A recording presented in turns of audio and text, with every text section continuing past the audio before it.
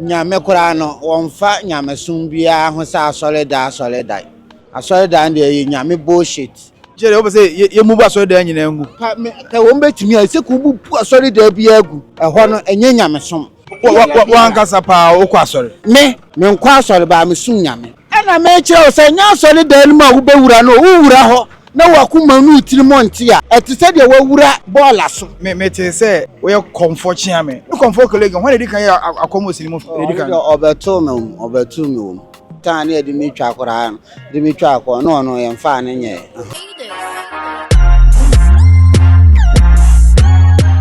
your friend Poleeno obi at UK Canada US or Germany or Ireland or Netherlands or Italy or Spain na so fa ne phone say unyusu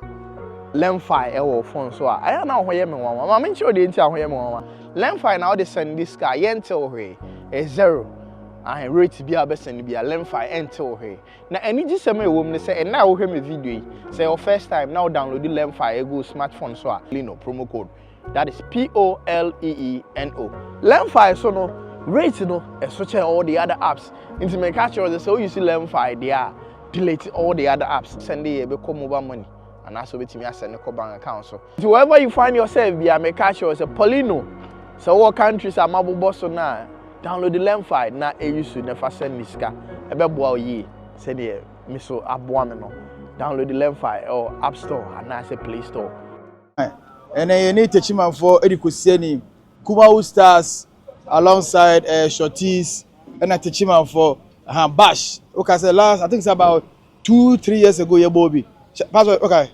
yeah 3 years I don't say yes and I'm talking Poleeno kwa around yeah ko Bobby sama I wanna salinko eko breaking news say on his wife ejai no okay sa match no yeah also na there your friend is Frank Naro ne squad bi eroshe eroshe bigger quiz Frank Naro squad bi techi mo me so bo bigger quiz no sa time no yeko enti ache ene ye san so yeko benti no ebi mo di kan afi ne yeso so yeko umbe hu secha mankwa Otale wa ha ana kojon kansale wen ne former manager Zach GH obetu kokwa ba so what to koko o bimsan so odi ko sen musa ko ye de we Zach na sa we sala debi o sala we no ana fasting ni mana we fasting home na so mo ye bi atwam na mo san ye bi 10 days fasting we need 10 days fasting and a special sallah kese a sacrificial sallah and so no blessings a woman no do so esumpa but nya dia ye ne to say bia it defeat no ye 30 days fasting no yeah but we 10 days o start here be sida be we na blessings no jai now Muslim it is a Christianity and as Islam is a Christianity yambanesa so nyina ye nyame na ye nyina ye som no hearing ya worship ene worshiping Allah no eko yeah brother ya ha ye hu menu ya ha ye hu sometimes no ya enipa ya de niam bi chichire ye hu we shouldn't be doing that maybe sawa samo nyankopon ene bo nipa oba ne bema eba wiase a ye wo nye no na ya bo ba so maybe so nyankopon bo wiase no a obo Adam ne Hawa almost started so mu producing no ye wo akwala fufuro so ye oba so ye bema won say ya bo obi aso debi ne mo obi aso de mo obi aso ba nipa beka say ye bo oba so say de ebe ya hyenso de say we oba but ukomu a oba wo breast ana meboa oba wo breast yeah bema nso so wo ne sen ni nantem ne bema oba nso so wo ne ba and that is the difference. So choosing something say obebo waso obeye bibi obeye niense eye wa body because oko Bible no ensan wo Quran no mu ne obeye onipadua no wa na wugu onipadua no hu fi nyame se me onipadua no na eye masore dan enti ne se wo se na wa na wo se wo ho anya maso amabo ana obi aso na ne hwene ana se ya wa bon tattoo bi a obeye na enkyere se nyame som ɛno ane akoma no mu akoma mu bɛyɛ clean adwene no mu bɛyɛ fine that's it you are good to go afena also dia no wache mu ye pa me kwa me koko a me na koko dia ye aduane ne di papa J koko dia si edi Otale na Otale secha mankwa me hu se nyame kora no wonfa nyame sum bia ho sa asole da de nyame bullshit ba ho no de me hu se ye kosi adwendwene ye adwuma ho na asole da no pa de ne wakoma mu ene oni padua no de wo chere wo se ye mu ba asole da nyina ngu ka wo betimi a se ku bu asole da bia agu but wuntimi dia na se wo be me na si ho a ho no enye nyame som asole da nyame som David de ni nyame som do bi obeka che se nyame som eya wa asole da bia no wo ye kronfo ye sinihu nyame som no ene ye ya ba bia wo gina bia ye nyame som Osi mundi mu nhyiamu na ye ka no onti ase nhyiamu ni gina ho se wadwuma mu te sei ho te sei wo yere no ma ho te sei ahokyere bi wo so sa ahokyere bi wo so ese ye de ye boa wo o yale ese ye behwe wo obi da afia ase wo asori ma ese ye de ye kohwe no eno anim sa nhyiamu no wate ase ba nyame som pa de ene wo ugina ho no mu no tirim na so sanso ka se baby abanu anase ba san hia no na ono nyame wo bi ntina bi a asori dan no ye kohia wo ho na nyankopon no waba ho ana nso se wo fi a wo yere no ma wo ho anso nyame ni ho wate ase nti ade no wanti ase a but ebia yi wo ho chenchen se aso wura asori dan mu a ene ye nyame so ba wo be wura asori dan mu no wakoma mu nti wadwene mu nti utiri mu nti a eye ball aso no wura na se nyankopon ka kire David say obema ne ba ene esi asori dan ama nyankopon pa asori dan anka o ma Solomon ensi asori dan ama nyankopon no enenye David kwakuma ensa akosia bitis enenye David kwakuma ensa kwakusafo ya safo ya mensa hwahwani ase no ye pese ye ka no ye nyamesom na ewu yimu no ye pese ye da na di ade kire wiase nyina but said ye baby a wonam bia no wusum nyame because obi a obeyi na adwen afiri nyame adwene ho anase nyame som ho seconds bia oye bone etide bia no unyame som a wo som ese wodwene ho wo wutirim ane wakomam every seconds wa ankasa pa okwa asori me nkwa asori ba me sum nyame onkwa asori ba osum nyame na osum nyame na onkwa asori no ana me kire o se nya asori dan mu a wo bewura no wo wura ho na wakoma no utiri monti a etise de wawura ball aso de me ka wonya ntem ase o nya asori dan de ana me kire o se wadwuma mu te sei wo ho te sei ade na ekọ abrabo mu te sei eno eho ne ekohia akeka we ba ne sompa de eyabunya me gina hei ma bompa ye wo mitirim be etete na se Yesu ba asasi solo okwa asori dem no okoye ne de na okoye okoka sempa ne na wie ye kra na ko mommo no na asori dem ya bunipa ya munipa etisa hono na ka ho ya Yesu wura hono wanya fase akomu wo no to amenam etinya hono na wo besu wunyame ba bia wo gina yi ese wo su wunyame wata ase ese wo su wunyame wata mawura te say every second bia 3 twam wata ase ti ba bia me gina yi he so wo manyame ho adwen efiri wutirim seconds bia wo be he bone eti bia dana think about the God vision and the God some what I say one kasankasa pa no me te say na wo obi a we Komfo chiame ene no kre o de o kan e bi aboa akonkro bi na efie na obi enu okomo efie sansa no wo wate da me tete so mfa ho e adwuma yo ende ye didi keke na adwuma no to nchen a ye say e ade na udi akire bi udi bosum achi akomba wo na wo che kubusum na komba wo na wo kan sam chechemu che omo de o kan e bi aboa e te sa ada menye bi kura ada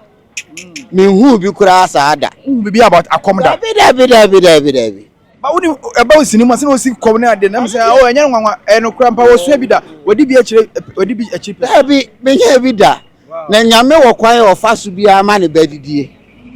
onyame ewo kwa bia ofa so e ma ne ba ye ne nsa be ko na no no atimi dia hwe na busu enti me akom kra ne ahon ahon me no nyame na de achede ache me se menye nti nyame na de che me menye saada unkomoda da me koma ye de me koma frɛ hwan mati se so kra so pese nka ubenya kra nka akom mfa ne kom me tiri nyina akom fa me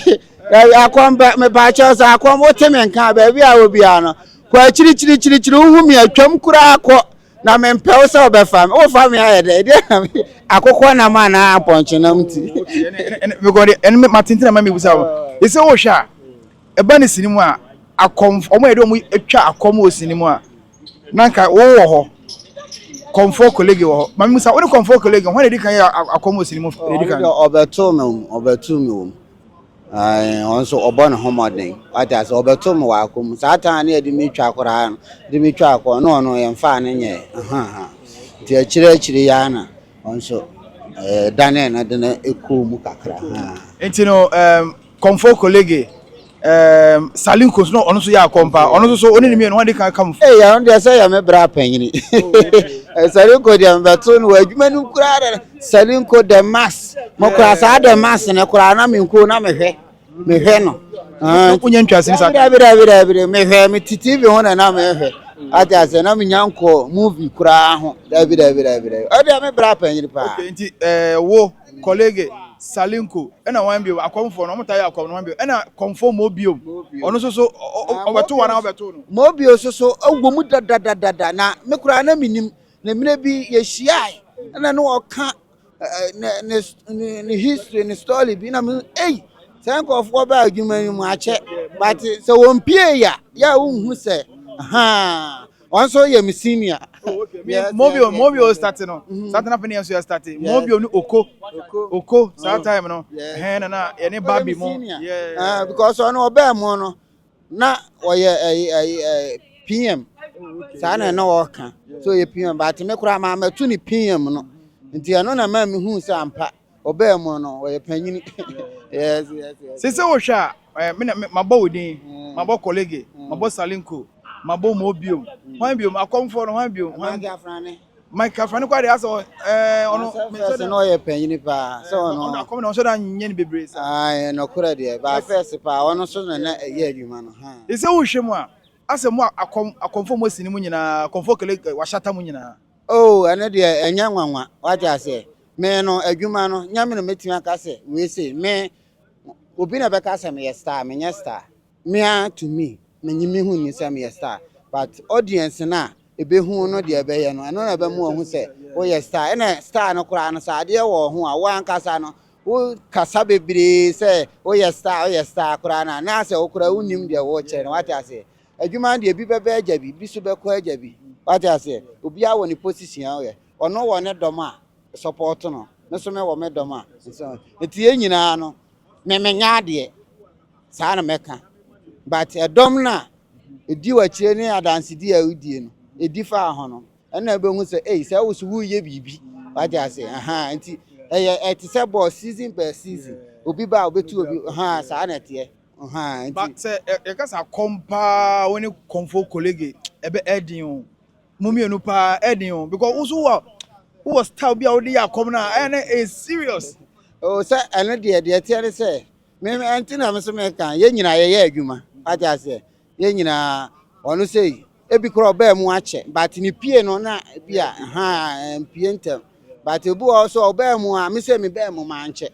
because me star na me de ba no me ba mu na me hu kikiri na me hu a say apaja gina waja se nti ese ebu also so a ebi a ode kakra sa ebi a bedru ba ebi no na wapaja na yes akokro ba mu sesi o but ebi so na nhya ase wa akiri ba bi na ebre bi ode abedu nti adwuma de sa squad na abo obi aye adwuma me to me me hwe obi a me hu se obi aye adwuma kama perfectly de boa Ghana movie no na unya bitwa they say unya bitwa me twa pa me twa bi kakra say no say akodane aye say TV series no na YouTube no so no ya ni namu kakra ati asa na TikTok no nti kakra wo yerenya nti so nko da say na anya akom ne dia ro bie no abetime handle me akom ne kura de e ba kwa mu keke na me wuro pa de bibie ni ho a wo de be ma me wosini mu a mintimenye but akom ne de a onipa nyina gina mu se e na ho kura me gimi hu di se ho me kura me nya de what ase a onipa nyina gina mu se akom no me ho me nya de but other roles no kura no me ya me ne gisene se akom no is so other road bia ho yehu se wo yehu se wo road bia ka akom no eno na directors no edi wa fa ntino road bia no yehu se wo apart from akom oh my bibi bebiri but eno no so ti se akom no mitime ya papa my sofo pen what I say but eno so se akom no akom na how see abo wa fa akom kwa na how acting man me one say da bia ya na me ka say me say dem si dwene nyankopon ho na nyame so dwene me ho no nti sa coincident ne kura me hu bi sa ada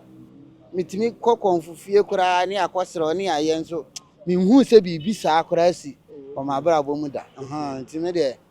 obi ka sa me hu no de so wo kokoma wo kotwa sini ya akoma wo ye den ansa na wa kwa e no ansa wa hye won tade awoko e bompa ye wo mitirim bebre me gina mu kura na me ye kura me sa bo me mpa ye wo mitirim ba MP nti hu se wo mitirim no makoma mu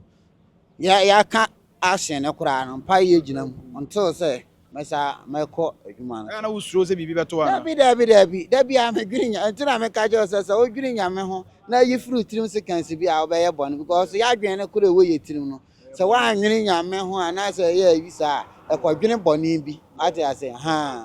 sa na tie pepepe na wo ho mamre be hu se dayesumu wo hu bibi se akombo somsem bi nyema bi tata because of role bi a wo player and akombi a wo ye wosini bi mu onya experience ni bi da dabi me hu bi kura wa me da ye mu da fi se me start here adwuma dabi hu bi da nya me kura so ma me hu because oh dabi hu bi sa we se chairman kwa kwekwa ne ye kwata chima ne ye ko have fan with chima nto hwa squad ni nyina wa ha ba se chairman kwa in person ankasa no me nhye da enchi ni baabi ada to we just a freestyle bi na menya na me gina so kakaka na ya ko tachima ne ya kwa ko to hwa gunshot wa any JTV the Don TV squad ni nyina wa ha eti ye we so wanya enti no ye edu tachima ye beto aso ho all right Zach JD I say ono edu han sem obeyi ya no enye na edu tachima obeyi nsem bia no all right eti no ye prepare na yakọ tachima mun share o tachima ne ye kwa say tachima so what you say ye kwa say wa have a farm na ya ji any higher Poleeno multimedia try so send this bia obeyi so lem 5 na we dey send this lem for the best rate on the money transfer market to send this ye ntohwe free use promo code Poleeno never send the usika e bia nko so kama and farm kwa just both from some YouTube ne ko share a betrayer any other stories be brave e horba ye dey bro me be fresh boy Papa J ye ko tachima guruma so ha guruma avatar say also ye guruma ono so need ye be later need ye gunshot zone say interview why say yes o person me friend but why say gunshot why say but thank you so much my sweet friend oh ye ko we all right so squad nyawa password is in password password ni password efo the blogger when you call bo omo wa Grace Boy du mu fi o efo the blogger ba ko su ni odwane genu ona shina asuma ya pa efo ya shi akwani bomb asuma na bo steps genu aso akwani so ma say na kwani so hwe mo na genu afaka no ho case no enyamia why ne bono why osu sani video me ko katia to TikTok why video no me ko katia to TikTok you know osu no ojina ka no ho ana osu na no hwe mmobo why that case no ho ya bombe mama no apai Debi ye bomba no me no di ka bom me o akwa no jan say mo se mo ye hwan say very jan hwan mo se me hwan so ye bloggers na afọ oye ne say mo yan say ba I forget so. Masa de get no get so course. I forget the make am say get tukano.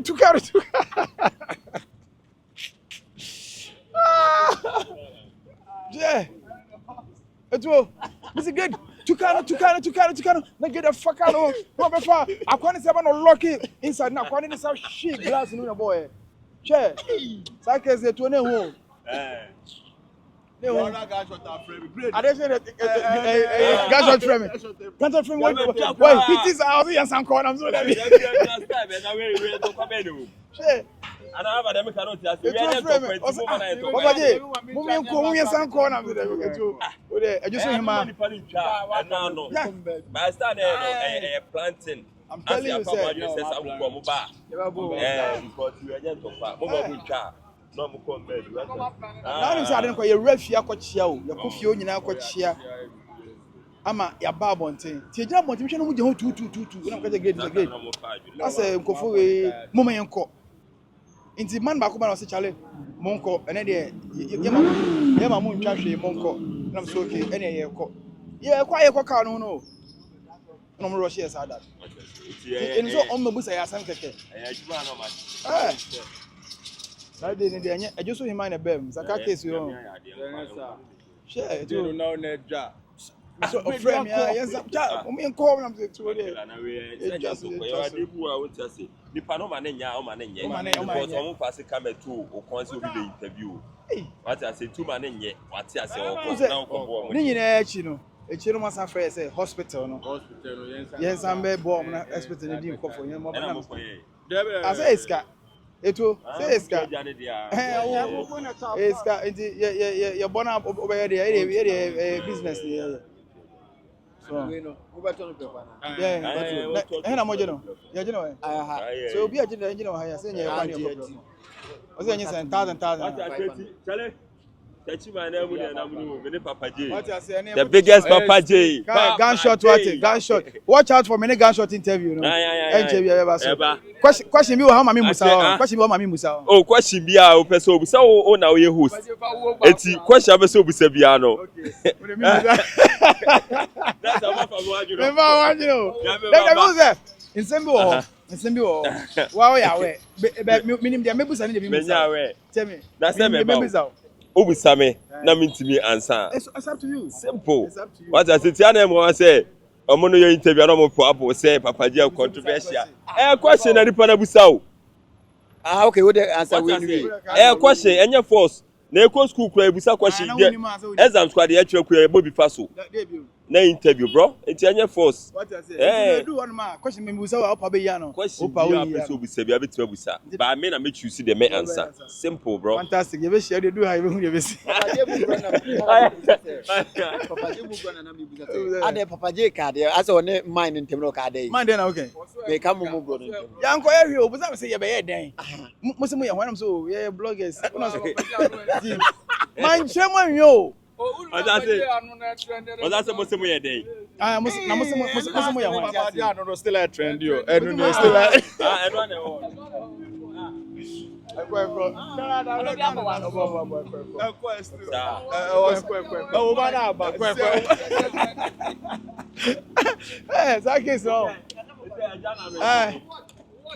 This why they watching the ball, me. Say, muna musumu ya den. You know, say, muna musumu. You say, boys. Mami, ko jibi. Papa J. Ah, inti. Chale, sign out to mami. What? Papa J. Ah, Yapon.